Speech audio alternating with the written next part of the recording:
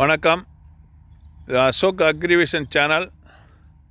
இப்போ வந்து நம்ம எங்கன்னு பார்த்தீங்கன்னா எஸ்ஆர்எஸ் ஸ்மார்ட் இன்டகிரேட்டட் ஃபார்முக்கு நம்ம வந்திருக்கிறோம். இதில் வந்து கருப்பு கவுனி சாகுபடி பண்ணியிருக்காங்க.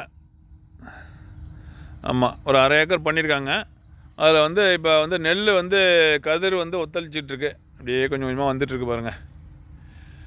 இதில் வந்து ஒன்லி மீன் அமிலம், பஞ்சகாவியா,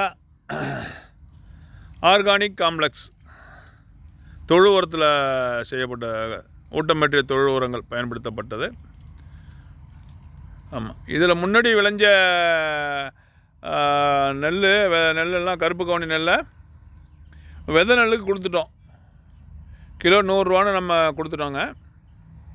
இப்போ அவங்க வந்து பாபநாசம் பக்கத்தில் திருக்கருகாவூர் அங்கே வாங்கிட்டு போனவங்க 5 மாவில் போட்டு மாவுக்கு 6 மூட்டை அடிச்சிருக்காங்க.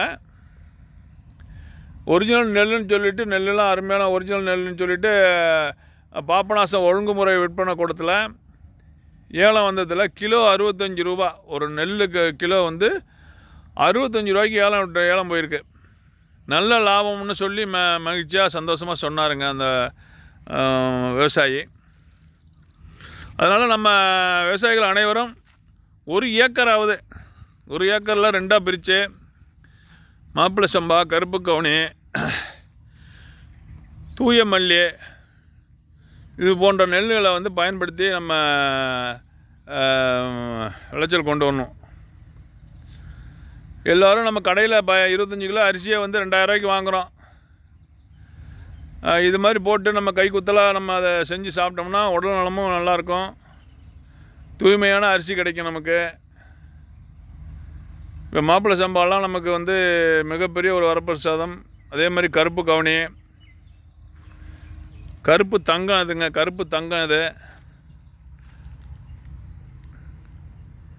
நம்ம முழுமையாக அந்த கதிர் வந்து ஒத்தளிச்சிருச்சுன்னா இன்னும் நல்லாயிருக்கும். இப்போ தான் சிறுக சிறுக வந்துட்டுருக்கு.